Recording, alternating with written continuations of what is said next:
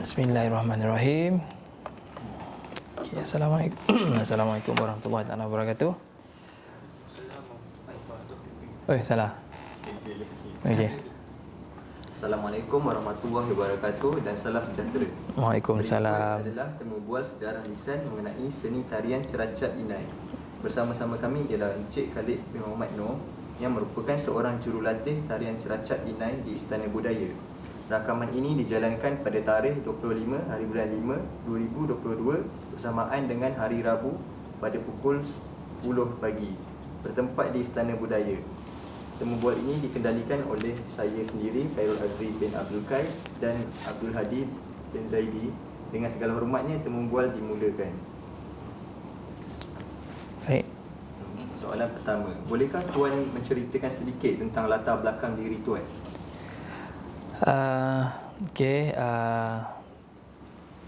Saya Khalid bin Muhammad Noor. So, saya dilahirkan di Sibu, Sarawak.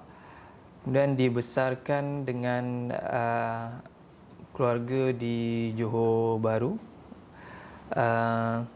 Saya dilahirkan tanggal 3 Julai 1976.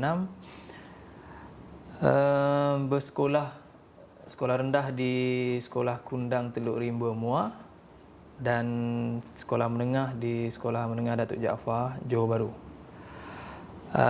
Kemudian saya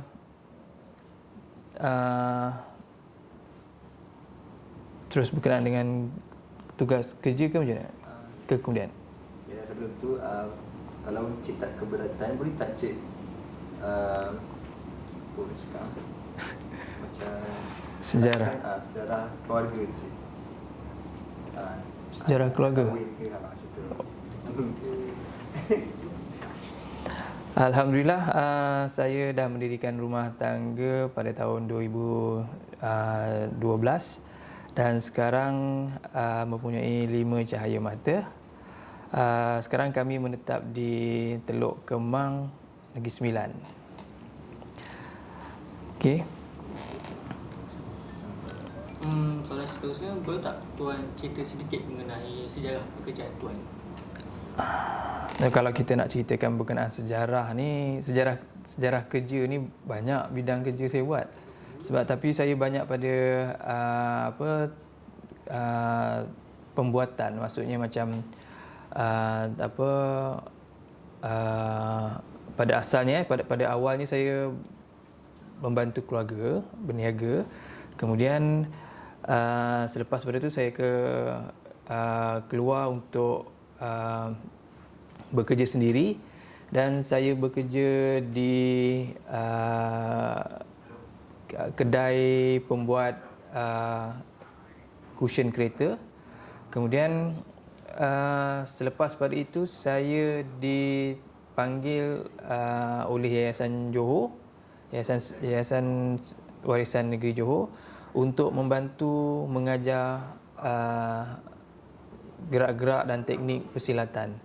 Kemudian daripada situ saya diserap masuk untuk mengajar dan secara tak langsung sebagai artis budaya di Yayasan Warisan Johor pada tahun 1997 dan 1998. Kemudian barulah saya berhenti, saya berhijrah di Kuala Lumpur pada tahun 2000 dan saya terus sebelum saya ke Istana Budaya ni, saya ada buat secara part time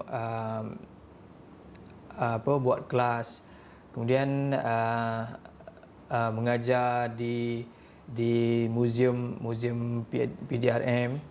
Kemudian banyaklah sebenarnya, kalau ikutkan cerita tu, banyak yang saya fokus kepada bidang tari dan bidang persilatan. Dan akhirnya pada tahun 2001 saya diterima untuk menjadi artis tari Istana Budaya di Istana Budaya pada bulan 10. Dan daripada situ saya cuba lagi bakat saya untuk menjadi seorang pengajar dan saya diterima menjadi tenaga pengajar di Istana Budaya pada tahun 2004. Dan sampai sekarang lah, alhamdulillah saya dapat diberi kepercayaan dan dapat berkhidmat secara pejabat tetap di Istana Budaya. Siapakah yang mendorong Tuan daripada silat ke seni tarian tu? Sebenarnya kalau daripada silat, saya asalnya memang saya tak suka pun. Ni saya punya cerita lah, Saya di sekolah daripada darjah 5, saya memang berminat dengan silat ni, tapi arwah atuk saya pun tak dapat nak mengajar, dan walaupun bapa saya antara pesilat yang terbaik di kampung tu pun, dia pun tak ada di kampung. Kemudian saya belajar sendiri apabila saya di sekolah menengah. Saya masuk Persatuan Silat Seni Gayung tahun 1989. Kemudian saya disebabkan minat tu, saya terus bersilat sampai satu ketika ada persatuan tarian di sekolah, sebab kami sekolah Datuk Jaafar ni sekolah lelaki. So perasaan geram tu adalah apabila kelas tarian berlaku, kemudian ditari oleh lelaki dan membuat perwatakan perempuan, style lembut macam ni kan. Jadi kita ni sebagai seorang jati diri lelaki ni rasa macam tercabar lah kan. Sebenarnya memang tak suka, sebab kenapa kau lelaki tapi kau berperwatakan begitu. Tapi itulah sebab kita tak boleh nak ubah ciptaan Tuhan. Tuhan dah tetapkan macam itu, kita kena akur. So Tuhan bagi balik engkau kata ciptaan aku, nah sekarang engkau pula menari. Jadi bila saya di Yayasan Johor tu asalnya untuk mengajar pesilat, untuk mengajar penari di Yayasan Johor. Dalam masa yang sama saya mengajar teknik dan akrobatik. So dari segi teknik kita boleh nampaklah berbeza penari dengan pesilat apabila dia membuat pergerakan silat. Memang sangat-sangat berbeza. Jadi disebabkan kekurangan tenaga-tenaga kelelakian waktu itu. So koreografer waktu itu di Yayasan Warisan Johor, Encik On bin Jaafar, dia meminta saya untuk menyertai kumpulan tersebut sebab nak membuat pergerakan-pergerakan silat, teknik-teknik silat, dan maksudnya akrobatik yang nampak sangat kemelayuan ataupun kepahlawan lah, lebih kurang macam itu. Jadi daripada situlah bila penari-penari yang lain tu tak boleh nak buat dan mungkin tak tercapai keinginan seorang koreografer tu, so dia minta saya untuk menggantikan tempat mereka, dan daripada situlah saya terus terjebak. Terjebaklah dengan dalam bidang tari ni. Saya kata daripada saya masuk mengajar saja, why not saya pun belajar. Dan bila saya belajar, baru saya faham apa itu seni tari, dan banyak benda lah yang saya dapat belajar dari situ. Bila saya masuknya dalam bidang dunia tari tersebut. So daripada situ yang betul-betul membuka mata saya untuk masuk bidang tarian ni adalah Encik On Jaafar tu lah, koreografer Yayasan Warisan Johor.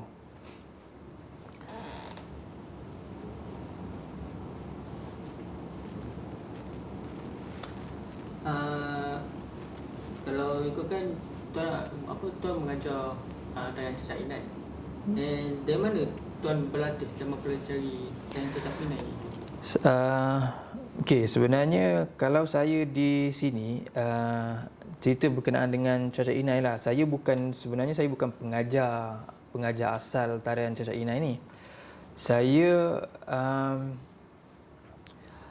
masa di Yayasan Johor memang kami ada buat. Waktu itu saya menari pada tahun 1997 dan 98, tapi lebih fokus perubahan tu nampak pada tahun 1998. Encik On sendiri yang buat gerakan-gerakan tarian cacat inai ini. Asalnya kalau kita tengok tarian cacat inai ni, mereka cuma yang menarikan tarian tu adalah wanita. Kemudian dari segi propsnya sangat berbeza. Dia cuma menggunakan piring kecil, kemudian dilekatkan dengan cawan, dan di dalam cawan tu ada lilin. Kemudian di keliling cawan tu diletakkan bunga-bunga dan digunakan kiri dan kanan. Gerakan-gerakan semua tu adalah gerakan-gerakan yang ada dalam tarian cacat inai yang asal. Cuma props dia je yang diubah suai sebab waktu itu mungkin kos membuat tu ataupun penukang kayu ataupun yang pembuat props tu belum ada kemahiran sewaktu itu. So dia gunakan hanya cawan sebagai simbolik untuk itu adalah menyatakan itu adalah tarian cacat inai. Kemudian bila pada tahun 1998 saya diberi peluang untuk mencipta prop cacat inai ni. Jadi saya buat dia dapat seperti mana yang bentuk asal. Bekas ceracap ni bentuk asal, kemudian saya cuba olahkan kepada supaya ia nampak lebih menarik, supaya dia jadi kita tak perlu nak pergi ke lenga untuk nak cari bahan tersebut, sedang kita boleh buat sendiri. Kemudian daripada situ saya belajar tarian tersebut untuk pertandingan Festival Tari 1998. So memang nampak ketara Encik On Jaafar dia ubah dari segi dari pergerakan wanita yang biasa kepada pergerakan-pergerakan silat. Pada asalnya saya tak tahu pun saya tak terfikir pun saya nak buat kajian berkenaan dengan tarian cacat inai ni. Tapi yalah, waktu tu kita pun tengah menari kan. Jadi saya cuba buat sebaik mungkin, tu daripada kemahiran saya sendirilah. Dan nampak perbezaan yang dilakukan daripada yang ditarikan oleh wanita yang santun dengan gerakan lelaki dengan gerakan persilatan, tapi digunakan alat yang sama. Maksudnya alat ceracap inai ni digunakan tapi dalam gerakan silat. So dari situlah saya lihat dan saya dah secara tak langsung saya pun belajar gerakan-gerakan dia. Dan apabila saya di Istana Budaya, saya berpeluang untuk buat kaji selidik berkenaan tarian tersebut. Dan saya pun belajar juga daripada jurulatih di sana. Tak silap saya Puan Rashidah. Okay.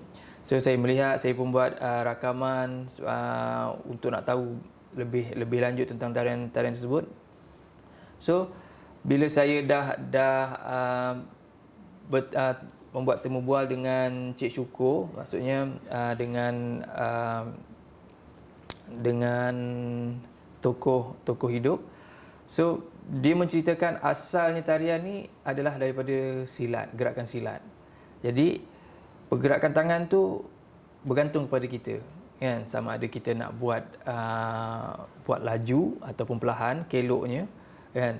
Yang penting kita dapat jaga daripada api lilin ni terpadam.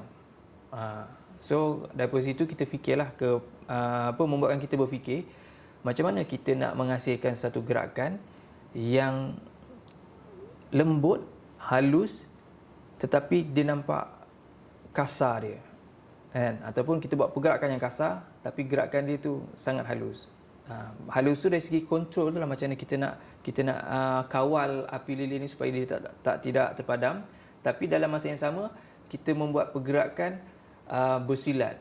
Mungkin kita boleh buat bersilat berseorangan ataupun kita boleh buat silat berdua, maknanya buat seperti bertarung.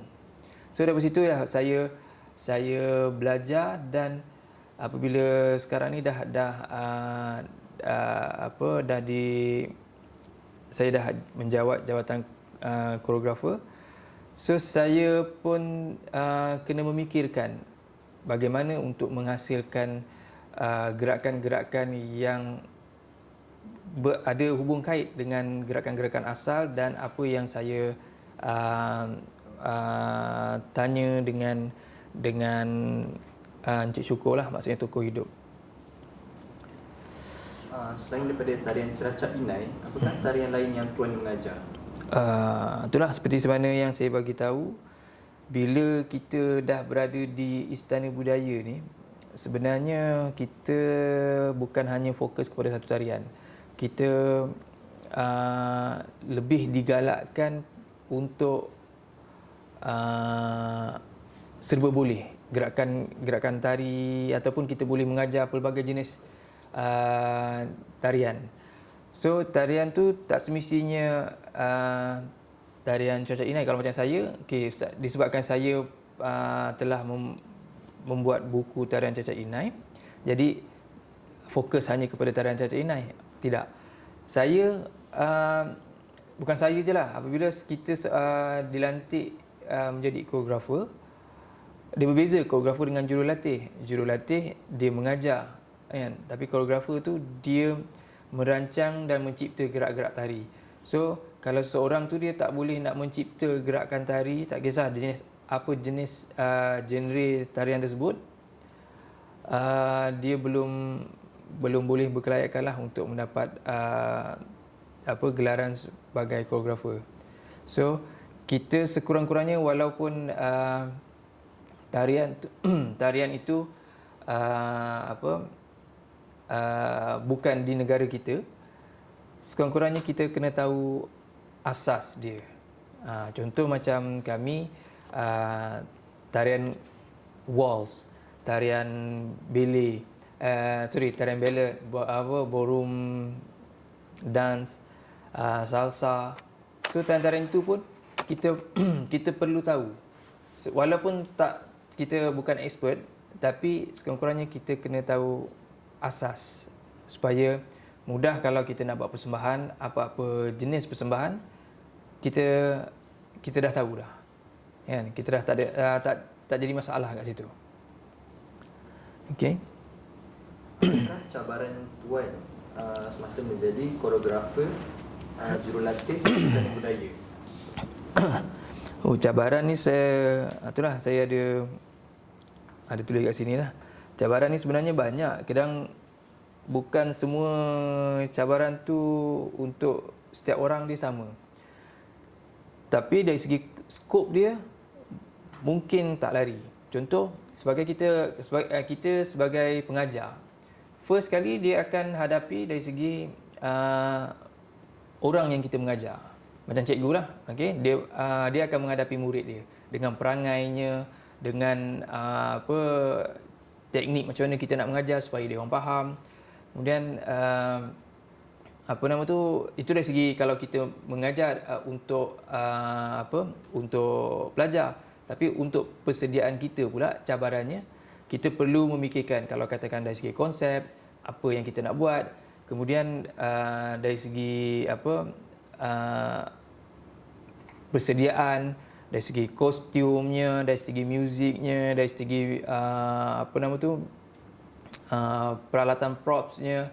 So itu pun antara cabaran juga. Kalau kadang-kadang setengah ni kita buat tarian, contoh kita buat tarian zapin, adakah sesuai ataupun tidak kita gunakan payung? Itu antara cabaran-cabaran lah. So kalau cabaran itu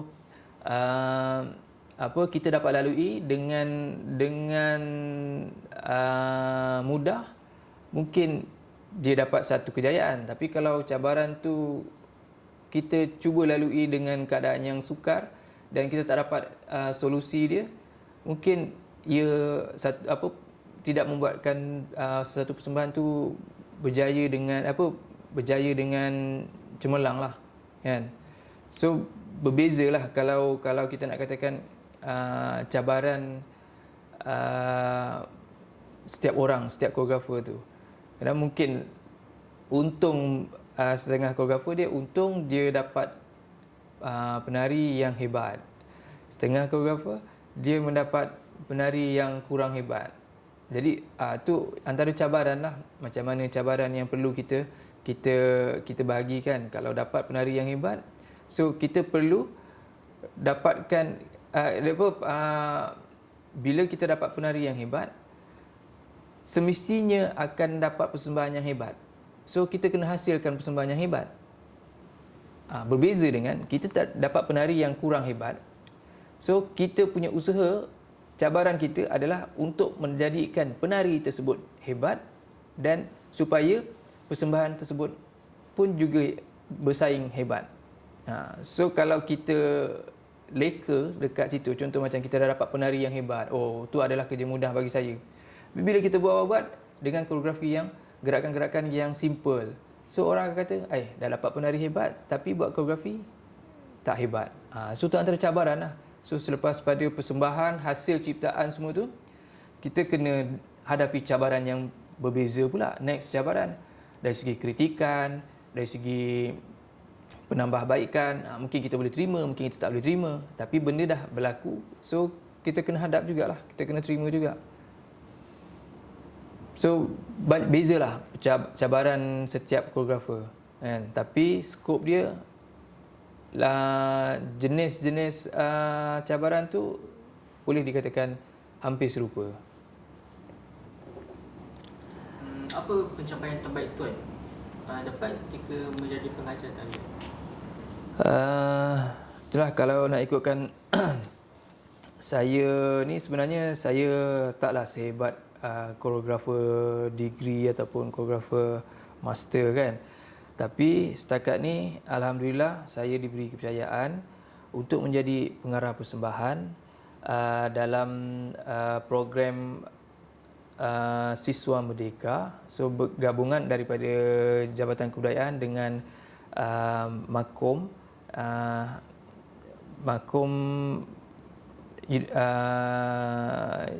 universiti punya persatuan. So saya diberi tugas sebagai pengarah persembahan daripada tahun 2006, 2007, 2008, 2009 dan berakhir dengan 2010. Alhamdulillah, persembahan saya walaupun tak sehebat persembahan world, tapi saya dapat mengawal lebih daripada 10,000 peserta dalam satu ketika untuk dalam satu persembahan. So saya dengan tim-tim saya dapat menghasilkan persembahan yang boleh dikatakan cukup besar, kan. Kalau di Malaysia, kalau dah orang kata penyertaan tu 10,000 orang tu dah sangat-sangat besar lah. Okay. Cuma peringkat tu masih lagi di peringkat jabatan dan universiti, sebab masa tu gabungan antara Jabatan Kebudayaan dan kerjasama dengan Universiti Malaysia. Jadi setakat ni pengarah persembahan tersebut saya rasa itu antara pencapaian saya yang tertinggi dalam dari segi persembahan. Kalau dari segi saya di Istana Budaya, saya menjawat jawatan artis budaya B32. So, setakat ni saya dah bawa banyak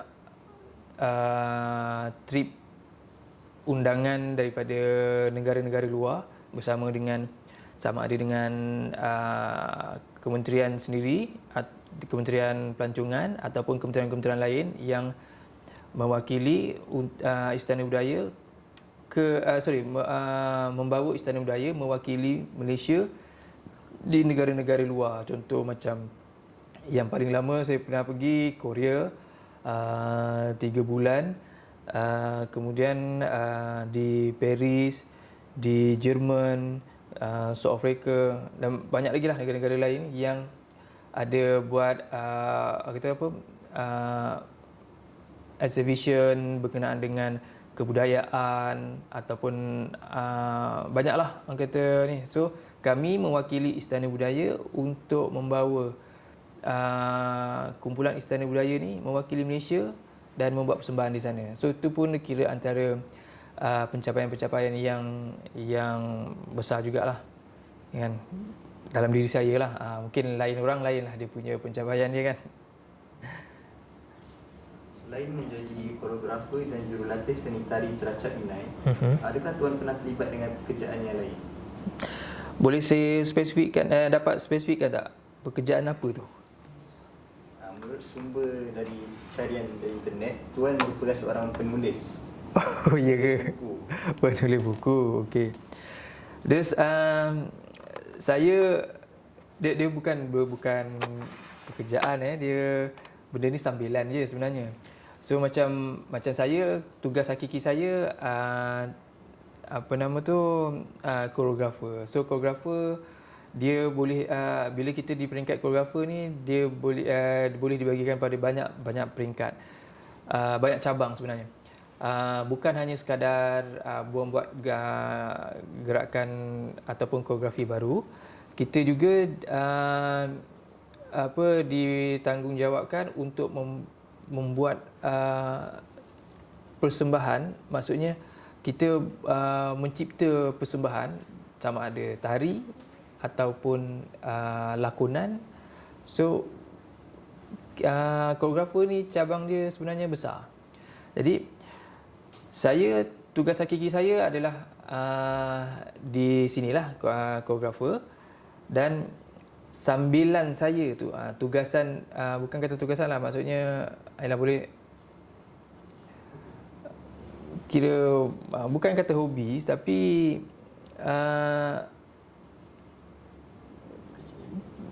kerja sambilan lah kan. Tapi bukan pekerjaan. Kalau kita katakan pekerjaan tu dia jadi satu bidang kerja, tugasan kan. So macam saya ni benda tu saya membuat secara sambilan. Contoh macam saya menulis buku, saya membuat sebabkan saya dah dia punya sebab saya pernah buat kaji selidik, sebab saya nak buat tarian sebenarnya. Tahun 2006-2007 macam tu, Ketua Pengarah Istana Budaya memberi kebenaran kepada semua koreografer untuk mencari bahan-bahan baru dan dinaik tarafkan, dan kita ambil tarian tersebut, kita buatkan dia satu item untuk Istana Budaya. Sekiranya tarian itu kita buat detail, cantik, menarik. So mungkin tarian tersebut akan diambil untuk dijadikan item utama di repertua tari persembahan Istana Budaya. Jadi ketika itu saya pun berfikir, sebab saya belum nampak lagi tarian Ceracap Inai ini dibawa di Istana Budaya. Mungkin zaman-zaman KBN dahulu diorang dah ada tarian Ceracap Inai, tapi mungkin versinya berbeza. Tapi saya ingin, sebab waktu itu saya dah jadi koreografer, saya fikirkan saya ingin membuat tarian tersebut daripada hasil ciptaan saya sendiri, kan? Maksudnya saya bawa tarian tersebut daripada saya daripada Johor, saya bawa tarian tersebut sebab saya pernah menari di Yayasan Johor waktu itu. Saya cuba bawa tarian tersebut dan saya perkenalkan di sini. Jadi bila saya nak perkenalkan tarian yang baru, saya mesti ada ceritanya, asal usulnya, bagaimana tarian ini tercipta, apa semua kan. Jadi itulah yang mendorong saya membuat tarian tersebut, dan secara tak langsung saya dah ada bahan-bahan dan apa kata saya cuba bukukan. Asalnya saya nak buat buku, saya bukukan sebagai buat rujukan untuk saya. Tapi bila saya berada di sebenarnya saya antara salah seorang panel untuk sekolah seni waktu sebelum ni. So Encik Hasnul Hadi, pengarah bahagian lembaga peperiksaan, bertanya dengan saya, dan dia masa tu dia chair untuk program tersebut, perbincangan sekolah seni punya modul. So dia tanya dengan saya, tarian Cacat Inai ni kita susah nak dapat bahan rujukan. Kan? Dia kata kalau kita nak cari bahan rujukan ni, terpaksa kita pergi ke Kampung Lenga. Kampung Lenga di Muar. So bagi sekolah seni di Johor mungkinlah dia ada kemudahan dekat situ, tapi bagi sekolah seni di Sarawak, di Sabah yang jauh-jauh ni agak memang sangat-sangat sukarlah untuk mereka nak buat kajian berkenaan tarian tersebut. So makan belanja yang banyak, kemudian masa, kan. Jadi mereka adalah pelajar sekolah tingkatan masa tu tingkatan 1 dan baru tingkatan 1 sampai tingkatan 3. Silibus untuk tarian Cacat Inai tak ada. Dia ada tingkatan 5. Jadi bila dah masuk tingkatan 5 ni, barulah proses untuk membuat pilihan tu bergantung pada pelajar lah. Kalau dia nak nak buat kajian berkenaan dengan tarian Cacat Inai, so dia kena usaha pergi ke Kampung Lenga tersebut. So Encik Abdul Hadi pun cakap, Encik Hasnul Hadi, dia cakap dengan saya, daripada awak bukukan biasa, kenapa awak tak komersialkan, jadikan dia sebagai sebagai satu buku yang boleh pelajar-pelajar lain buat rujukan terhadap tarian tersebut. Dan dari situlah saya terfikir, why not, kan? Kenapa tidak? Sebab saya dah cukup bahan-bahan semua. So untuk pengetahuan lah, orang kata untuk seorang tu tahu tentang tarian Cacat Inai ni secara asas, untuk dapatkan buku saya ni semua dah pada saya dah komplit lah sebenarnya. Dari segi gerakan dia, dari segi busananya, dari segi muziknya. Cuma mungkin ada kekurangan-kekurangan dari segi pendetailan, dari segi sejarahnya, mungkin pendetailan dari segi skor muzik ke, ataupun asal sendiri tarian tersebut. So mungkin saya akan membuat penambahbaikan lagi lah kepada buku tersebut di masa akan datang. So sebenarnya bukan hanya sekadar buku saja yang saya buat. Pekerjaan saya ni, even yang saya pakai sekarang ni, saya pakai setanjak pun kerja juga, kan. So dalam bidang seni juga. So saya pun belajar daripada Cikgu Razali, Cikgu Muhammad Razali, membuat penyolikan tanjak. Dan sebab dalam bidang seni ni banyak perkara yang saya minat, kan. Saya pun belajar dan saya boleh sekarang ni saya dah boleh menyolik ataupun menakur sendiri tanjak. Kemudian animasi pun antara pekerjaan juga, kan. Saya pun ada belajar, saya ambil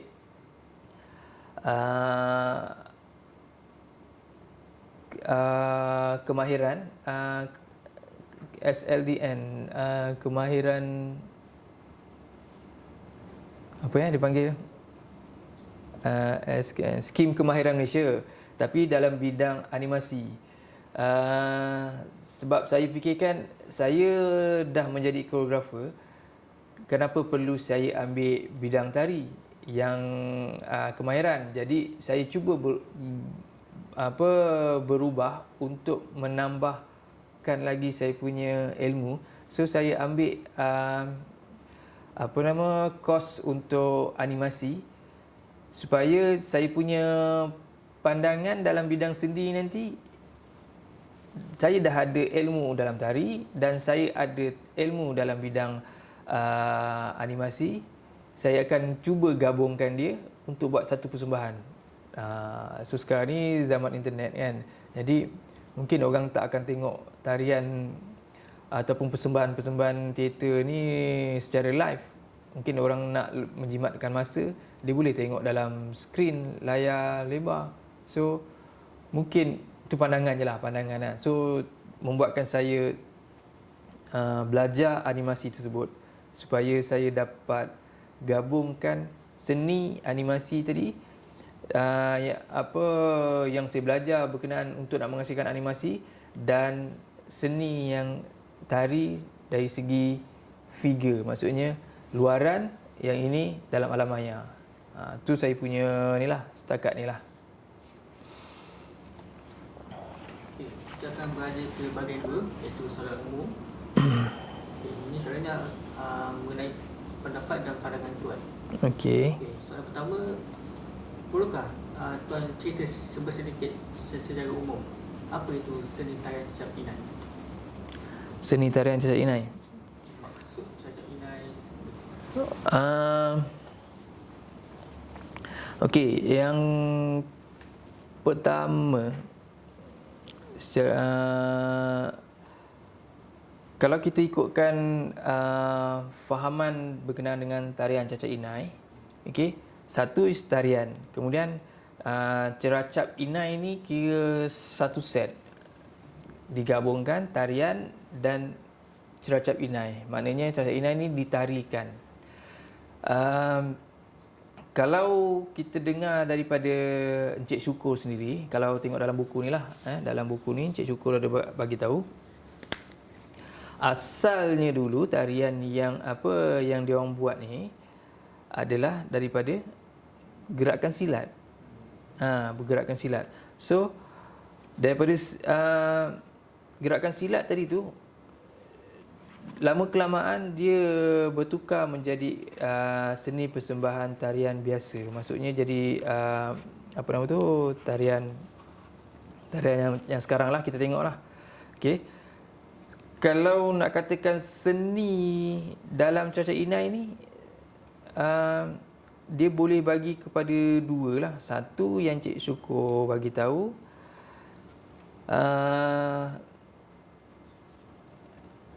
tarian ni asal dia membuat pergerakan silat.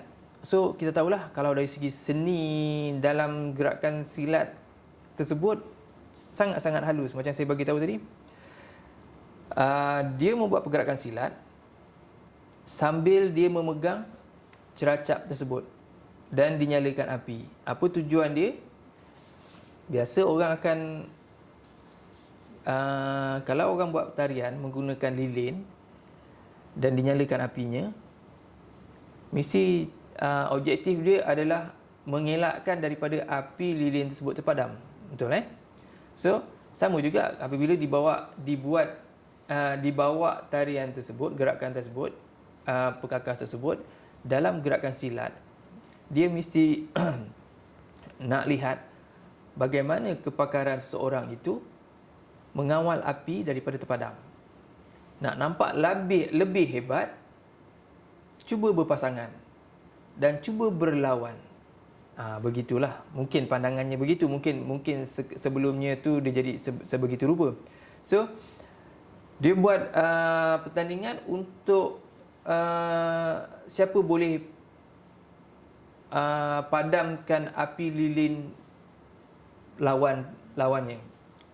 Mungkin tu antara dia punya gerakan. So bila kita buat pergerakan, kita bersilat, mungkin kita ada buat pergerakan jurus, kita mengelak, tapi dalam menjurus tu kita gunakan dengan alat ni. Mungkin api ni kita boleh membakarkan lawan kita, tapi dengan cara macam mana supaya api ni tidak terpadam tapi musuh kita dapat tewaskan. Mungkin itu caranya. So itu pandangan saya lah.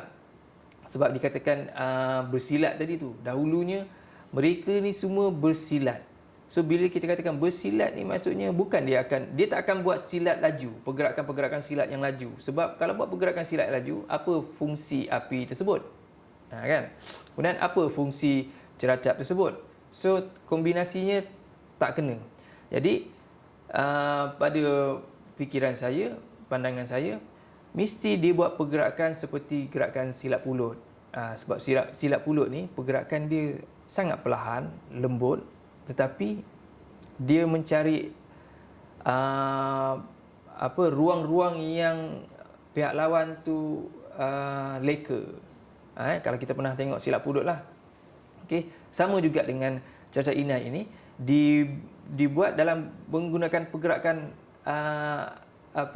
kepakaran dalam gerakan silap pulut, tapi dalam keadaan memegang ciracap tersebut dan api menyala. So dalam ketika itu siapa yang terpadam dulu? Macam mana aku nak padamkan api? Itulah membuatkan gerakan seni dalam silat tersebut. Waktu itu kalau dalam konteks silat. Tapi kalau dalam tarian pula, kalau kita tengok tarian, sebenarnya pergerakan dia biasa, cuma bezanya dia berterusan, gerakan-gerakan yang berterusan. Dengan kalau kita tengok yang di kampung Lenga sendiri, lilin yang dipasang tu memang sebatang panjang. Dia takkan ambil yang pendek sebab proses dia pada awalnya dia tidak menggunakan ciracap. Dia akan membuat dengan tangan kosong. Cara sembahnya kan, sembah tu biasanya dibuat di depan pengantin. Kemudian dia akan lenggokkan tangan saja. Okey, dalam keadaan dia duduk rendah di bawah dan dia bergerak bersama dengan pasangan. Kalau tengok dalam Google ke apa ke, dia ada menyatakan dalam sinopsis lah, tarian cacat inai ni dia mesti kalau dalam kiraan ganjil 3, 5, 7. Tapi pada saya benda tu mungkin tak wujud dah sekarang sebab orang yang menarikan tarian tersebut tak ramai di kawasan tu lah, di kawasan Kampung Lenga tu. Jadi mungkin siapa yang ada je. Mungkin dalam 8 orang, kadang 4 orang, tengok siapa yang berkelapangan waktu itu untuk nak buat persembahan di hadapan pengantin. So, dari segi seni dalam tari itu dia agak kurang sedikit lah. Cuma nampak macam mana kita membuat gerakan tu dengan sama juga dengan ciracap yang dinyalakan apinya dan dikelok kan, selalunya kalau kita tengok daripada penduduk-penduduk kawasan di Lenga, tak banyak api yang padam. Maknanya dia orang kawal api tersebut tu dengan lembut lah, maksudnya dia tak kasar, jadi api tu tak mudah padam. Tapi tak tahulah kalau dipakai lilin magic tu. Tapi setakat ni saya tengok tak ramai lah yang terpadam keseluruh api lilin, sebab tu dia orang buat persembahan. So kat situ kita boleh tengok itu adalah seni mereka. Dalam pergerakan yang laju, boleh katakan lembut tapi laju pergerakan dia, tapi still lagi api tu masih menyala. Kan? Tu antara kepakaran mereka lah. Okey. Apa pendapat Encik Khalid sendiri, pentingkah generasi sekarang untuk mempertahankan tarian cacat inai ini? Pada saya bukan hanya tarian cacat inai ini saja kita perlu pertahankan. Sebenarnya semua tarian-tarian yang ada di Malaysia ni harus kita pertahankan sebab ni pandangan saya lah. Kalau kita tak pertahankan tarian-tarian yang kita ada sekarang ni, kita akan kerugian. Contohnya macam di negara-negara jiran, Indonesia, Thailand, apa semua. Mereka mereka menjaga diorang punya budaya tarian-tarian tersebut hingga ke generasi yang akan datang. Memang sangat-sangat lamalah mereka menjaga budaya mereka, tarian mereka. Orang kata boleh sehingga kita tak nampak perbezaan yang ketara antara zaman mereka, zaman mungkin dah beratus tahun mereka hidup dengan tarian tersebut, dengan generasi yang baru ni, pergerakan mereka pun sangat-sangat rapat. Maksudnya tidak ada perbezaan yang ketara kalau kita tengok, kan? Mungkin figure je lah yang membuatkan bentuk tubuh je lah yang membuatkan dia berbeza. Tapi dari segi gerakan tu mereka masih pelihara.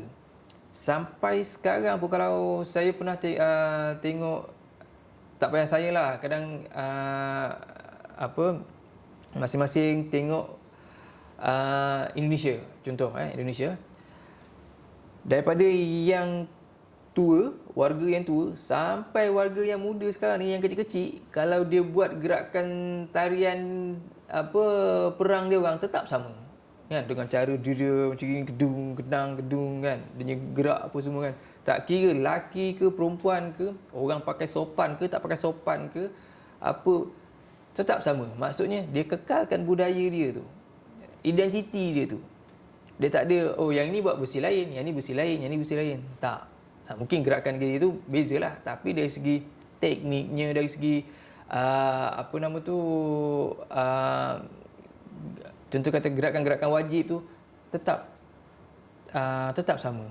So maknanya untungnya mereka dapat mewarisi itu generasi ke generasi. Macam kita kita kurang sebenarnya, kurang. Contohlah macam tarian cacat inai, kalau tak di-highlightkan, tak diperkenalkan di mata masyarakat, dia orang tak tahu pun ada wujudnya tarian cacat inai. Sebab bila saya bawa tarian cacat inai ni di Istana Budaya, dan ada juga yang daripada Istana Budaya pun, ni tarian cacat inai. Oh, kita tak tahu. Dia cakap kita tak tahu, ni baru kita tahu. Kan? Oh, cara dia macam gini. Oh, cara dia macam gini. Nampak tak? Dia punya perbezaan dia. Itu kita belum bawa dekat luar lagi. Bila kita bawa kat luar, bagi orang-orang yang biasa dengan tari ni, dia pun pelik. Oh ada tarian macam gini ke? Betul ke? Ataupun ni ada tarian ciptaan. Kan? So, tugas kita jugalah untuk mempromosikan tarian-tarian tersebut. Kalau kita tak kenalkan, jadi orang tak tahu. Bila orang tak tahu, jadi generasi-generasi yang baru ni dia jadi tak ambil pedulilah berkenaan dengan tarian-tarian yang lama, yang tarian yang sukar kita lihat, yang jarang kita lihat. Contohnya macam tarian cacat inai ni, ada saya mengatakan ianya berkemungkinan daripada istana singgah di Pagoh sewaktu kerajaan Melayu Melaka. So dia adalah gambaran pada saya berkenaan dengan tarian ini. Ini adalah tarian-tarian yang orang kata memang sangat hanya orang bangsawan je yang boleh tengok. Saya berani cakaplah kat situ sekiranya fakta yang dikatakan itu adalah benar. Okey.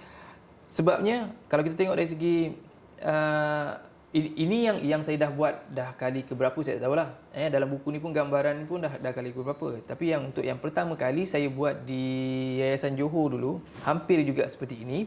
Kemudian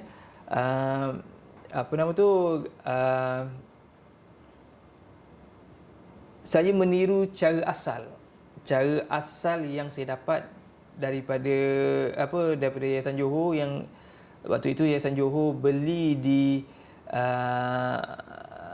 Kampung Lenga, tempat asal. Kemudian saya tiru dan saya hasilkan untuk Yayasan Warisan Johor 4 pasang atau 6 pasang, saya tak ingat. Tapi saya hasilkan lebih kurang seperti itu. Jadi saya mesti tertanya, kenapa perlu adanya lilin, kenapa perlunya ada ukiran, kenapa perlunya ada bunga emas. Yang bunga emas ni bukannya saya letak sendiri, bukannya saya ni, ukiran ni pun bukan. Saya tiru lebih kurang je lah dengan cara ukiran di bentuk yang asal kan. Saya tiru kan. So kalau daripada situ membuatkan kita berfikirlah, kenapa macam ini, kenapa macam ini, kenapa macam ini. Dan boleh dikatakan pada saya boleh katakan ianya secara dilihat oleh bangsawan, sebab zaman itu lilin, contohlah satu, lilin sangat-sangat sukar untuk dapat waktu itu. Tu kalau macam sekarang lah, satu barang yang mahal harga dia, orang biasa tak akan dapat, tak boleh nak dapat benda tu, tak boleh nak beli. Okay, contoh macam iPhone kan, macam you pakai kan, iPhone 13 sekarang. Saya pakai Samsung biasa je kan. Kan, tu pun generasi abad yang keberapa tak tahu. Okay. So orang macam saya tak mampu nak milik nak dapat iPhone tersebut sebab dia orang-orang yang berada saja, yang boleh ada duit banyak dan tak tahu duit tu tak tahu nak buat apa, belilah 10 iPhone 13, lepas tu boleh main baling-baling kan. Sebab orang yang berada, orang bangsawan, sebab dia ada duit. Sama juga dengan lilin tersebut. Di waktu itu lilin tu antara bahan yang paling mahal dan sukar nak dihasilkan. Sekarang lilin dah boleh dapat banyak, kan? So tak jadi masalah sekarang. So di waktu itu, zaman itu, saya fikirkan lilin. Maksudnya untuk nak buat persembahan ini memerlukan lilin. Lilin hanya ada waktu pendatang datang je, kan? Pedagang datang bawa lilin. Kita tak tahu lilin ni asal daripada mana yang sebenar-benarnya, kan? Adakah daripada Europe, ataupun daripada China, kan? Tapi kita tak tahu yang mana datang dulu lilinnya, kan? Tapi diguna pakai untuk tarian tersebut. So bila kita guna pakai, tarian ini hanya menggunakan lilin sahaja. Dia tak menggunakan pelita. Ada sebabnya, kan? Kalau pakai pelita mahu tak terbakar dengan minyak apa semua, kan? Dengan orang-orang terbakar, kan? So ada sebabnya. So kat situ kita boleh nampak dah harga lilin waktu itu sukar untuk nak didapatkan. Jadi mungkin time-time tertentu dia boleh buat persembahan tarian tersebut. Satu. Yang kedua, saya lihat kat situ simbolik bunga emas. Bila bunga emas, kita tahu kalau ikut sejarah, kita negara kita di Tanah Melayu ni memang kaya dengan emas sebenarnya sebelum ni. Tapi kita jadikan bunga emas itu untuk hantaran sebagai cukai ataupun ufti kepada kerajaan Siam. Kenapa kita hantar bunga emas? Kenapa kita tak hantar bunga perak? Kita tak hantar bunga tembaga ke apa semua? Sebab waktu itu emas di negara kita Tanah Melayu sangat-sangat banyak, kan? Termasuklah dengan kata cerita mitosnya lah, apanya lah, kan? So maknanya emas tu antara logam yang paling banyak di Tanah Melayu. Jadi yang ada emas ni pun hanya orang-orang yang hanya orang-orang yang berada je lah, macam sultan, macam ni pembesar-pembesar yang boleh ada emas untuk kehidupan mereka. Jadi emas ni kira macam yalah, sampai sekarang pun emas ni sampai sekarang pun orang orang yang berada je lah yang boleh ada emas ni, yang banyak, maksudnya yang banyak, kan?